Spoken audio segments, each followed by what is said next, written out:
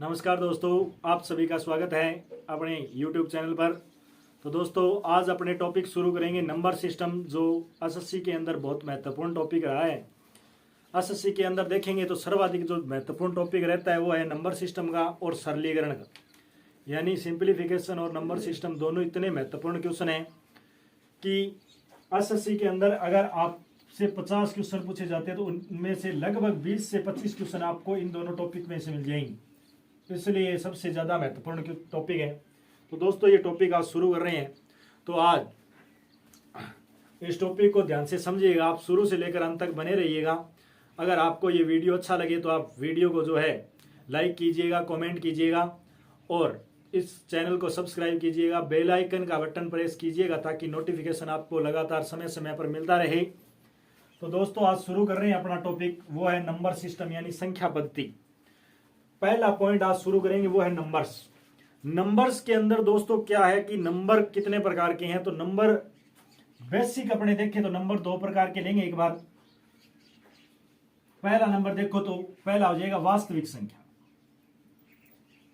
पहला आ जाएगा वास्तविक संख्या। अब ध्यान से समझते चलिएगा। दूसरी आ जाएगी वो आ जाएगी काल्पनिक संख्या, दूसरी आ जाएगी दोस्तों काल्पनिक संख्या। बहुत ही महत्वपूर्ण टॉपिक है ये और इसके बारे में आज डिस्कस कर रहे हैं। पहला पॉइंट है वास्तविक संख्या और दूसरी आ जाएगी काल्पनिक संख्या। वास्तविक संख्या को क्या बोला जाता है? वास्तविक जो संख्या होती है उसको बोलते हैं रियल नंबर, रियल नंबर हो जाएगा। और काल्पनिक संख्या यानी कल्पना करनी इमेजिनरी नंबर यानी इमेजिनेशन जो होता है। तो काल्पनिक संख्या को क्या बोलते हैं? इमेजिनरी नंबर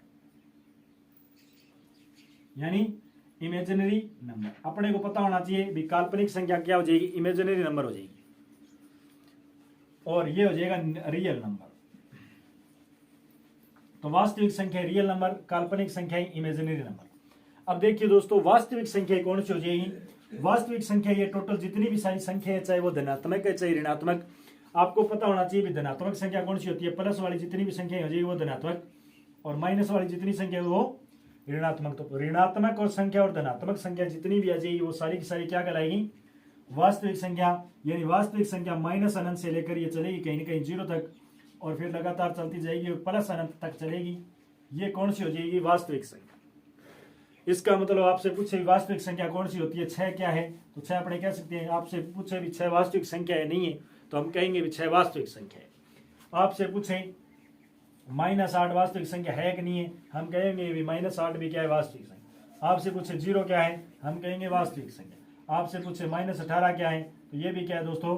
वास्तविक संख्या। यानी वास्तविक संख्या माइनस अनंत से लेकर प्लस अनंत तक जितनी संख्या आती है वो सारी क्या हो जाएगी? वास्तविक संख्या। उसके बाद काल्पनिक संख्या कौन सी हो जाएगी? Square root of a negative number. यानी square root of a negative number का मतलब हो गया स्क्वायर रूट के अंदर जितनी भी नेगेटिव नंबर संख्याएं आती है, यानी मानो √1 हो जाए, √1 यानी नेगेटिव का हो जाए। उसके बाद रूट के अंदर -2 आ जाए, रूट के अंदर -4 आ जाए, रूट के अंदर कुछ भी संख्याएं आ जाए, रूट के अंदर आ जाए, लेकिन वो होनी माइनस की चाहिए। यानी माइनस की जितनी भी सारी संख्याएं हैं वो काल्पनिक संख्या के अंदर आ जाएगी जो रूट के अंदर है। क्यों? क्योंकि 4 को अपने, अब आपको पता है भी 4 क्या होता है? 4 किसी न किसी संख्या का वर्ग है। तो आप 4 को क्या लिख सकते हो? हम 4 को क्या लिख सकते हैं? तो 4 को लिख सकते हैं दोस्तों, जैसे 4 हो गया -4, तो इसको क्या लिखा जा सकता है? 4 को लिखा जा सकता है 4 × 1। लेकिन अपने को पता है माइनस का, तो 4 को क्या लिख सकते हैं? 4 गुणा मल्टीप्लाई माइनस, यानी 4 × 1 हो जाएगा माइनस का। तो यहाँ से 4 का मतलब 2 बार आ जाएगा और अंदर क्या रह जाएगा? अंदर रह जाएगा -1। रूट के अंदर अगर -1 रह गया तो -1 का मतलब क्या हो गया? तो माइनस जो 1 होता है, -1 वो आयोडा होता है, ये फैक्टोरियल, सॉरी, ये क्या हो जाएगा? फैक्टोरियल। -1 को क्या कहते हैं? फैक्टोरियल। तो यहाँ से -1 का मतलब हो जाएगा फैक्टोरियल। तो ये अपने को पता होना चाहिए भी -1 जो है फैक्टोरियल के अंदर आ जाएगा। तो इसके अंतर्गत ये जितने भी पॉइंट हैं उनको अपने लगातार समझते चलेंगे भी -1 का हो गया, रूट का -1 हो गया। वो फैक्टोरियल, यानी फैक्टोरियल का मान ऐसे होता है, तो अपने को पता होना चाहिए ये फैक्टोरियल, फैक्टोरियल का अर्थ होता है उल्टे, और -1 का अर्थ क्या हो गया, -1 अगर रूट के अंदर आ गया तो ये हो जाएगा आयोडा, ये क्या हो जाएगा आयोडा। तो पीछे दोस्तों देखिए, सॉरी ये फैक्टोरियल नहीं आयोडा हो जाएगा। आयोडा अपने को ध्यान रखना है कि -1 क्या होता है, आयोडा। चलिए नेक्स्ट पॉइंट पे चलते हैं। अपने को पता चल गया कि वास्तविक संख्या क्या है और काल्पनिक संख्याएं क्या है। वास्तविक संख्याएं माइनस अनंत से लेकर प्लस अनंत तक चलेगी वास्तविक संख्याएं।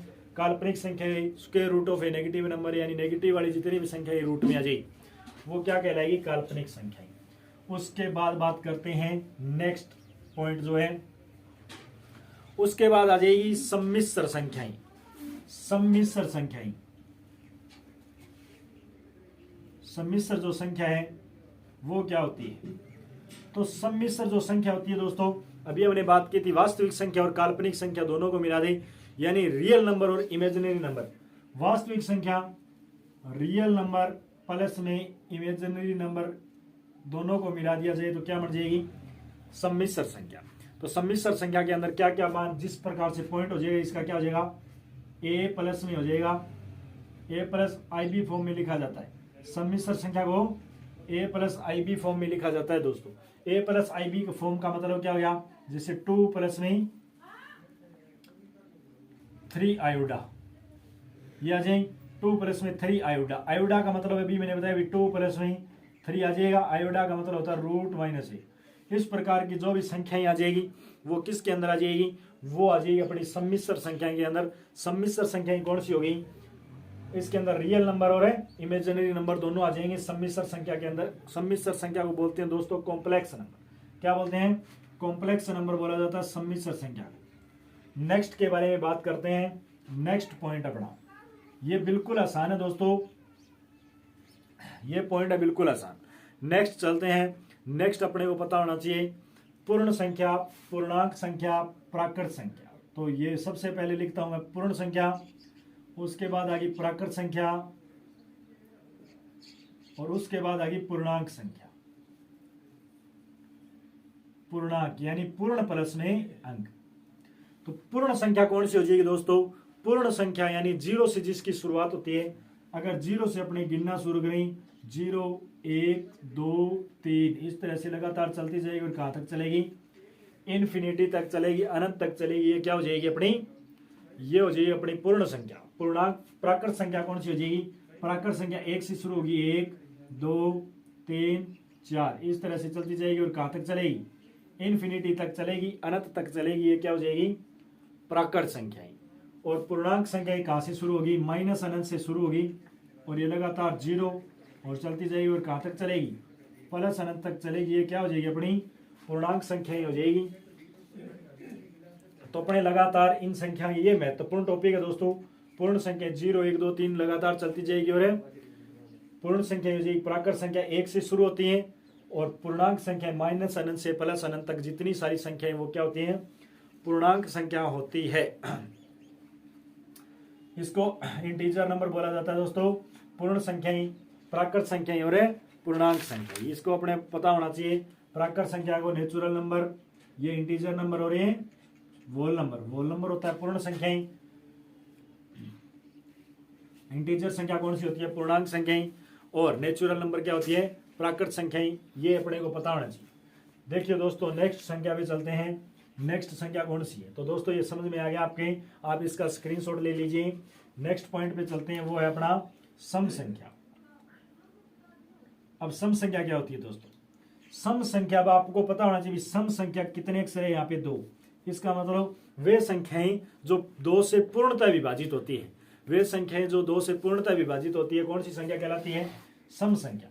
यानी सम संख्या देखेंगे तो 2 से पूर्णतः विभाजित होने वाली, जैसे 2, उसके बाद 4 6 8 10 ये लगातार चलती जाएगी और कहां तक चलेगी, सम अनंत तक। सम अनंत का मतलब अंतिम संख्या वह सबसे बड़ी संख्या जो 2 से पूर्णतः विभाजित हो जाएगी, वो संख्या क्या कहलाएगी, सम संख्या। अब अपने दिमाग में एक डाउट रहता है, ये संख्या ही होगी क्या, -2 सम संख्या नहीं है, -2 भी 2 से डिवाइड हो रही है, तो -2 भी क्या है दोस्तों, सम संख्या। -4 भी क्या है, सम संख्या। -6 भी सम संख्या है, -8 भी सम संख्या है, ये भी माइनस इन्फिनिटी तक चल रही है। तो ये क्या है, सम संख्याएं, लेकिन ये धनात्मक है और ये ऋणात्मक। अपने से डायरेक्ट पूछा जाए भी 10 ऋणात्मक सम संख्याओं का योग बताइए, तो अपने को ये लेनी है। अपने को बोले 10 धनात्मक संख्याएं लेनी है, तो अपने इस प्रकार की धनात्मक संख्याएं लेंगे। अपने को डायरेक्ट ही कही भी प्रथम 10 सम संख्याओं का योग बताइए, फिर अपने अगर कहीं न तो वो धनात्मक दे और न ही ऋणात्मक दे, तो अपने को कौन सी संख्या लेनी पड़ेगी, ओनली धनात्मक संख्या ही लेनी पड़ेगी दोस्तों। नेक्स्ट पे बात करते हैं विषम संख्याएं। नेक्स्ट है विषम संख्या। विषम संख्याएं कौन सी होती है, सम को छोड़ दें तो बाकी कौन सी बचगी। विषम संख्याएं वे संख्याएं जिसमें 2 का पूरा पूरा भाग नहीं जाता, वे संख्याएं जो 2 से पूर्णतः विभाजित नहीं होती, कौन सी कहलाएगी, विषम संख्या। कौन सी हो जाएगी, 1 हो जाएगी, उसके बाद 3 हो जाएगी, उसके बाद 5 हो जाएगी, 7 हो जाएगी और 9 हो जाएगी। ये लगातार चलती जाएगी और कहाँ तक चलेगी, विषम अनंत तक चलेगी। अंतिम वह संख्या जो 2 से पूर्णतः विभाजित नहीं हो, कौन सी संख्या कहलाएगी, विषम संख्याएं। अब विषम संख्याएं माइनस वाली भी हो जाएगी, -1 हो जाएगा, -3 हो जाएगा, -5 हो जाएगा, लगातार चलेगी और इन्फिनिटी तक लगातार चलती रहेगी दोस्तों। तो ये हो गया अपनी पूर्ण संख्याएं, प्राकृत संख्याएं, पूर्णांक संख्याएं, सम संख्याएं, विषम संख्याएं। पूर्ण संख्या कहाँ से शुरू हो जाएगी, 0 से शुरू हो जाएगी। प्राकृत संख्या कहाँ से शुरू हो जाएगी, 1 से शुरू हो जाएगी। पूर्णांक संख्या कहाँ से शुरू हो जाएगी, माइनस अनंत से लेकर प्लस अनंत तक शुरू हो जाएगी। उसके बाद सम संख्या देखेंगे तो 2, 4, 6, 8, 10 ये लगातार इन्फिनिटी तक चलेगी, ये हो जाएगी। और उसके बाद विषम संख्या कहाँ से, -1 से लेकर अनंत तक चलेगी, ये क्या हो जाएगी दोस्तों, ये हो जाएगी अपनी विषम संख्या। नेक्स्ट पॉइंट पे चलते हैं दोस्तों। नेक्स्ट पॉइंट अपना इस प्रकार से है। अब नेक्स्ट देखें भी नेक्स्ट कौन सी संख्या है, तो नेक्स्ट अपने को पता होना चाहिए। नेक्स्ट जो पॉइंट है वो है दशमलव संख्या। दशमलव संख्याएं, तो अपने दशमलव संख्याएं पढ़ेंगे। नेक्स्ट जो है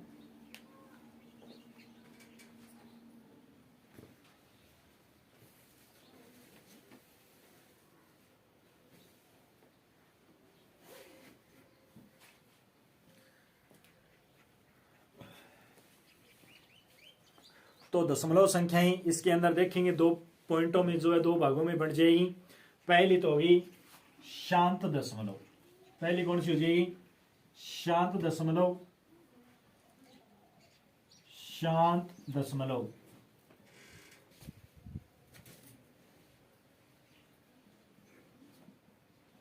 और दूसरी हो जाएगी अशांत। पहली है शांत दशमलव और दूसरी कौन सी है दोस्तों, अशांत दशमलव।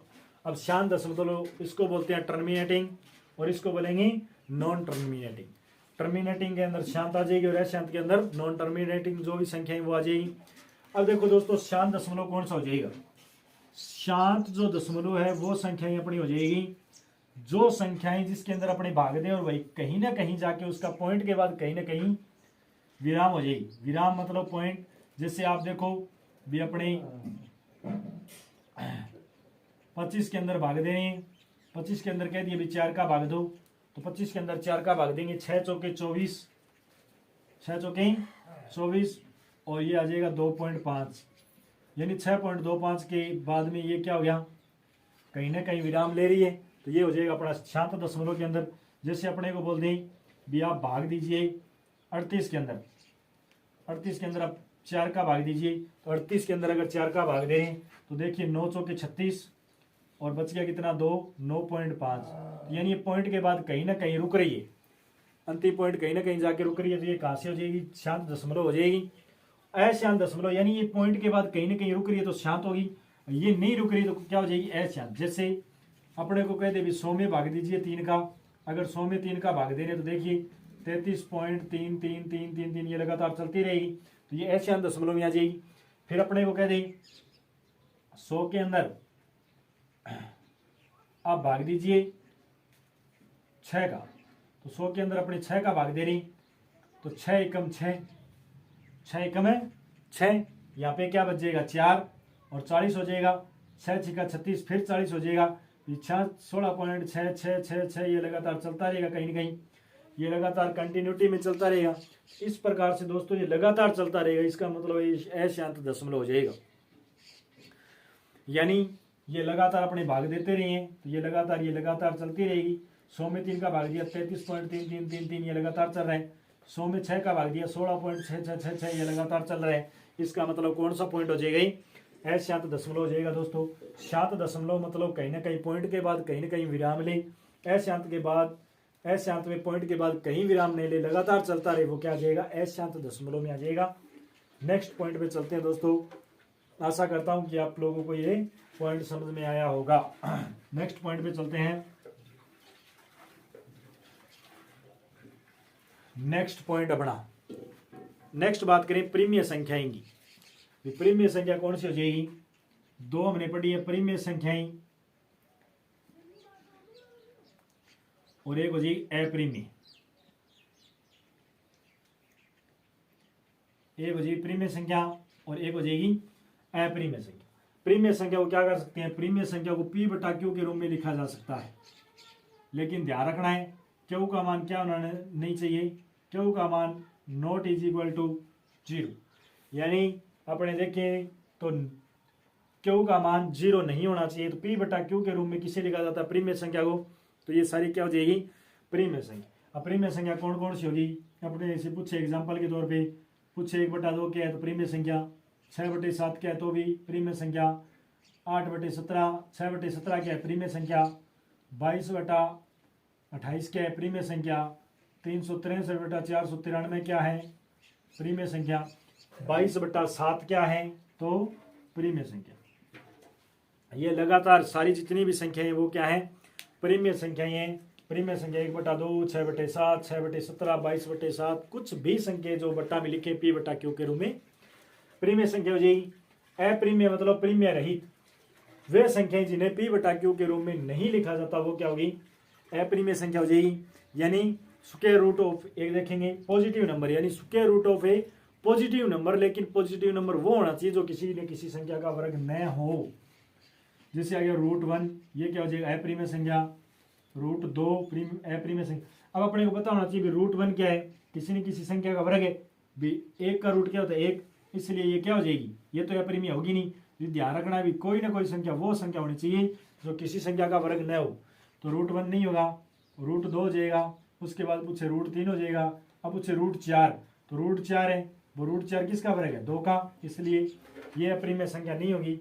यहाँ से अपने देखेंगे भी कौन कौन सी अप्रीमिय संख्या हो जाएगी। तो √2 हो जाएगी, √3 हो जाएगी, √5 √7 √6 √8 √10, ये लगातार चलती रहेगी। √11, लेकिन होनी क्या चाहिए दोस्तों?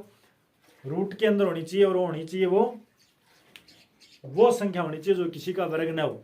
हमने 1 नहीं लिया, इधर 4 नहीं लिया, 9 नहीं लेंगे, फिर 16 25 ये नहीं लेंगे। क्यों? क्योंकि ये क्या है? किसी न किसी संख्या का वर्ग है, इसलिए अप्रीमिय संख्या वो होगी जो उसके रूट के अंदर है लेकिन किसी का वर्ग नहीं होनी चाहिए। ये क्या हो जाएगी? अपनी अप्रीमिय संख्या। आपको ध्यान रखना है कि 22/7 क्या है? अपनी प्रीमिय संख्या। लेकिन यहाँ पे अपने को पता है भी पाई का मान क्या होता है? 22/7, लेकिन पाई क्या होती है? अप्रीमिय संख्या।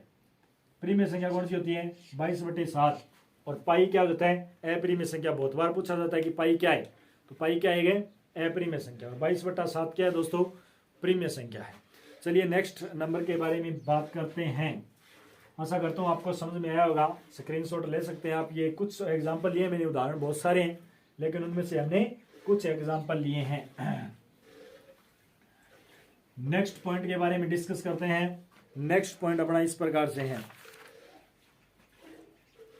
नेक्स्ट अपने को भाज्य और अभाज्य संख्याएं पता होना चाहिए। भाज्य संख्या कौन सी है और अभाज्य संख्या कौन सी है? भाज्य संख्या और अभाज्य संख्या, ये तो हमने बचपन में पढ़ा है। भाज्य संख्याएं कौन सी होगी? भाज्य संख्याएं वे संख्याएं जिनके कम से कम 3 गुणनखंड होने चाहिए। वे संख्याएं जिसके कम से कम 3 गुणनखंड हो। 3 गुणनखंड का मतलब क्या हो गया? उसके अंदर एक तो स्वयं का भाग जाना चाहिए। स्वयं का तो हर संख्या में जाता ही जाता है। उसमें 1 का भाग जाना चाहिए, हर संख्या में 1 का भी भाग जाता है। लेकिन कोई अन्य संख्या का भी भाग जाना चाहिए। स्वयं का जाना चाहिए, एक का भी जाना चाहिए और अन्य का भी जाना चाहिए, वो क्या कहलाएगी? भाज्य संख्या। तो भाज्य संख्या, अब आपने से पूछे भी एक क्या है, पहले ये भाज्य को एक बार मिटो देते हैं। अपने से पूछे भी भाज्य संख्या एक क्या है, तो एक क्या है दोस्तों? एक के अंदर स्वयं का देख लो चाहे एक का देख लो, भी या तो स्वयं का देखेंगे तो भी जा रहा है, एक का देखेंगे तो भी, यानी एक का ही जा रहा है। ये तो भाज्य संख्या नहीं है, ये तो भाज्य संख्या नहीं है। दो का पूछे तो दो के अंदर किसका जा रहा है? दो के अंदर एक और दो, दो ही फैक्टर बन रहे हैं, इसका मतलब ये भी भाज्य संख्या नहीं है।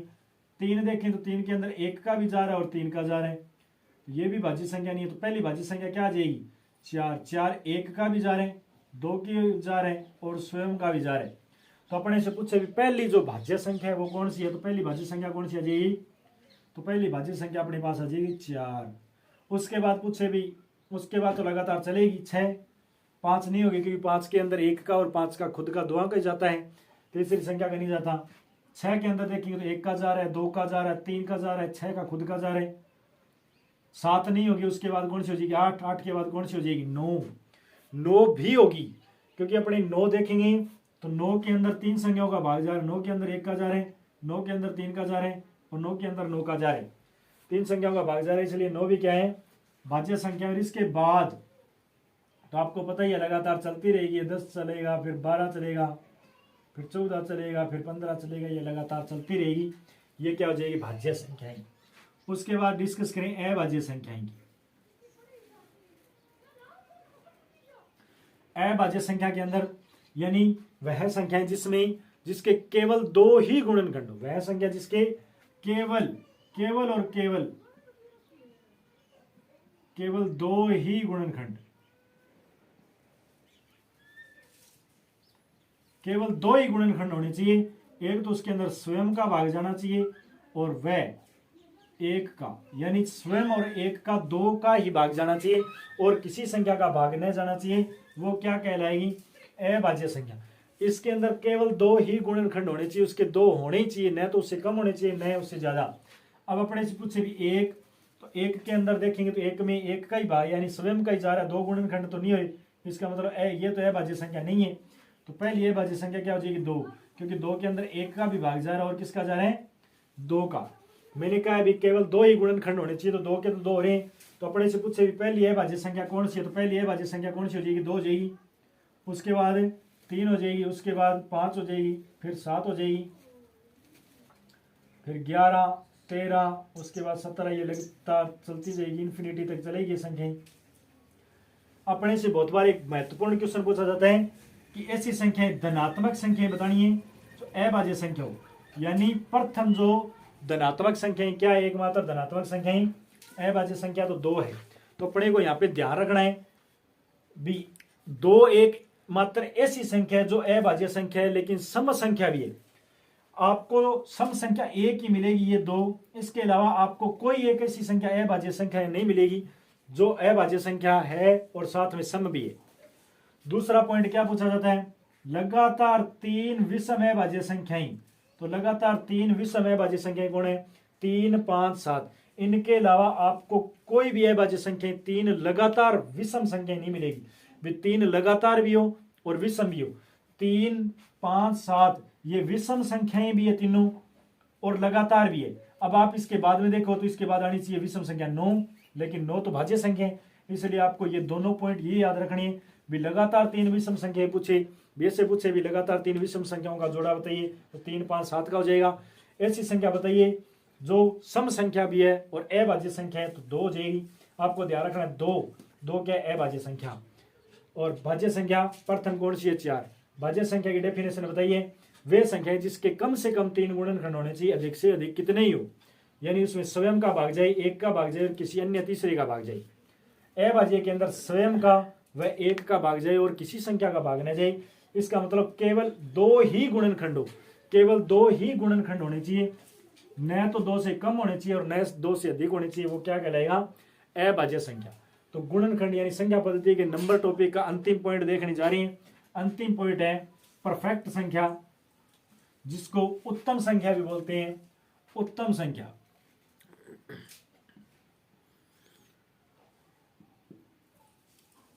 यानी इसको बोलते हैं उत्तम संख्या यानी परफेक्ट संख्या।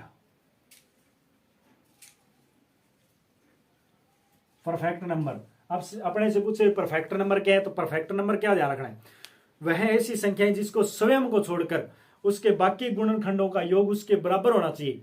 यानी ऐसी संख्याएं जिसको स्वयं को छोड़ के बाकी जितने गुणनखंड है उनका योग उनके बराबर होना चाहिए, गुणनखंड।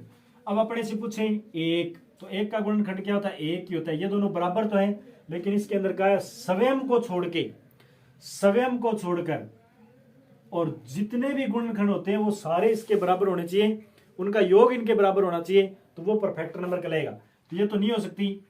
दो देखेंगे तो दो का गुणनखंड क्या होता है, एक और दो। इसने कहा स्वयं को छोड़ो, तो ये भी बराबर नहीं है। फिर देखो तीन, तीन के अंदर एक और तीन होता है, स्वयं को छोड़ेंगे फिर नहीं आता। चार का देखेंगे तो एक का होता है, दो का होता है, चार का। इसने कहा स्वयं को छोड़ो, स्वयं को छोड़ दिया तो दो और एक तीन बराबर नहीं है।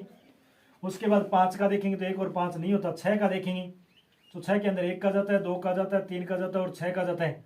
छह को काट दें तो अब देखो तीन और दो पांच और एक छह, ये बराबर हो रहे हैं। इसका मतलब पहली जो परफेक्ट नंबर है वो क्या हो जाएगा, पहला परफेक्ट नंबर हो जाएगा 6। तो ध्यान रखना है, अपने से पूछे भी एक डिजिट का पहला जो परफेक्ट नंबर है वो क्या है, 6। उसके बाद देखेंगे, उसके बाद लगातार आप निकालते रहिएगा। 28 का देखिए, उसके बाद 28 होगा परफेक्ट नंबर। 28 कैसे होगा, 28 के अंदर देखिए एक का भाग जा रहा है, दो का जा रहा है, उसके बाद तीन का नहीं जा रहा, चार का जाएगा, उसके बाद किसका जाएगा, 7 का जाएगा, उसके बाद 14 का जाएगा और फिर किसका जाएगा, 28 का। तो 28 तो कैंसिल हो जाएगा, क्यों, क्योंकि इसने कहा भी स्वयं को तो छोड़ना है। अब देखो 14 और 7 कितने हुए, 21, 21 और 4 25, 25 और 2 27 और 1 है 28। इसका मतलब अगली जो परफेक्ट संख्या वो क्या है, 28 हो जाएगी। तो पहली परफेक्ट संख्या क्या है, 6, उसके बाद हो जाएगी 28। उसके बाद आप लगातार याद करते रहिएगा, लिखते रहिएगा। उसके बाद हो जाएगी 496। 496 के बाद क्या क्या हो जाएगी, उसके बाद हो जाएगी, ये मैं यहाँ पे लिख रहा हूँ 8128। उसके बाद हो जाएगी 8128, ये आपको याद रखनी है।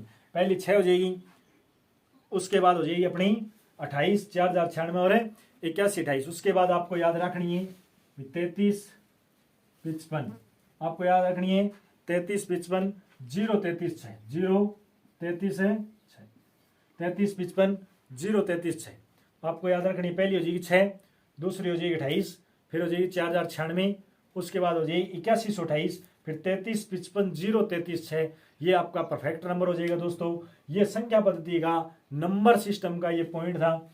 आशा करता हूं आप लोगों को समझ में आया होगा। ये इंपॉर्टेंट टॉपिक पॉइंट रहेगा। आपने कभी परफेक्ट नंबर नहीं पढ़ा होगा, आपने अपने जीवन में पहली बार परफेक्ट नंबर पढ़ा होगा। परफेक्ट नंबर यानी स्वयं के अंतर्गत देखेंगे तो स्वयं को छोड़ के बाकी जितने गुणनखंड होते हैं उनका योग उस संख्या के बराबर होना चाहिए। मैंने पहली संख्या आपको बता दी है, ये पहली संख्या कौन सी होती है, 6। अगर एक बार आपको नहीं समझ में आए तो 28 का एक बार फिर बता देता हूँ। 28 के अंदर एक का भाग जाता है, दो का जाता है, 4 का जाता है, 7 का जाता है, 14 का जाता है और 28 का जाता है। स्वयं को छोड़कर बाकी संख्याओं का योग 14, 7 21, 4 25, 2 27 और 1 28, ये संख्याएं हो जाएगी। ये सारी क्या कहलाएगी, परफेक्ट संख्याएं। परफेक्ट संख्या लगातार पूछेगा आपसे, प्रथम परफेक्ट संख्या कौन सी है, तो 6। दूसरी परफेक्ट 28। 3 अंकों की परफेक्ट संख्या कौन सी है, 496। 4 अंकों की परफेक्ट संख्या 8128। आपसे 5 अंकों की पूछे तो 5 अंकों की नहीं होगी। ये कितने अंक है, 2 2 4 2 6 2 8, 8 अंकों की होगी। उसके बाद में 33 55 033 6, ये परफेक्ट नंबर हो जाएगा। नंबर सिस्टम का जो टॉपिक के अंदर पहला जो छोटा सा अपना पॉइंट है नंबर, वो आज कंप्लीट होता है। आपको कैसा लगा ये पार्ट, ये कमेंट करके जरूर बताएं, ताकि नेक्स्ट जो पॉइंट है अपना यूनिट डिजिट का वो लेकर आपके सामने पेश हो जाएं। तो दोस्तों इस वीडियो को ज़्यादा से ज़्यादा लाइक कीजिएगा, कमेंट कीजिएगा और अपना जो चैनल है उसको सब्सक्राइब कीजिएगा। तो शुरू से लेकर अंत तक बने रहने के लिए धन्यवाद। जय हिंद, जय भारत दोस्तों।